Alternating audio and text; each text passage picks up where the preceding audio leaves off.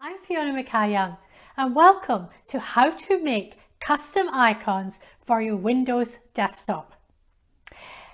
When you get Windows, it comes with a certain choice of icons. You create a new folder, it's normally just yellow, and you go into how to change the icon, and Windows offers you a selection of different icons, but they are limited. And you can make your own. You can make your own icons from absolutely any graphic you can find, and once you know how to do it, it will take you less than a minute to create a custom icon and put it on a folder. And that's what this course is all about. For years I've been making my own icons, creating them from graphics that mean when I look at a folder, it's visual recognition immediately. I don't have to read the name. It makes it much easier to find the icons when the desktop is crowded.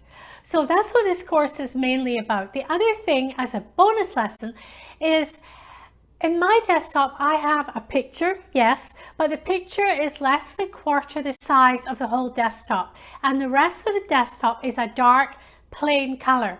And the reason for that is then my custom icons, which are on the plain part of the desktop, show up much more clearly. You can see the pictures easily. As I say, you recognize them without even having to read the words.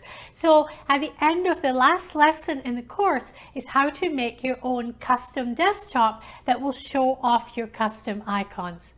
So I hope you have a lot of fun with this because, as I say, I've been doing it for years and I just love it. Every time I create a new folder, I immediately put a custom icon on it. It doesn't take long. You save them, you can reuse them again and again. For example, when I'm coming up to bill paying time, I have an icon that says pay bills and a dollar sign, and I can put that on an empty folder or a folder with something in it. It doesn't matter.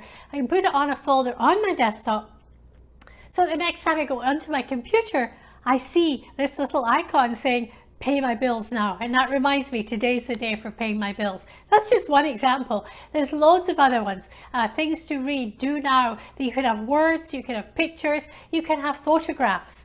I have icons of all my family and they just sit on the desktop all the time at the side. And if I have some information, a file or something about a family member, I put it in there one, but the rest of the time, these folders are just sitting there empty. And that's okay because it has a photo of each of my family down the side and little icons on my desktop. So I hope you enjoy this course. I hope you take it to heart and go make masses of wonderful icons for yourself, because I'm sure you'll have a ball making them and you'll have even more fun every time you open up your computer and you see your very own icons there smiling at you. So let's go.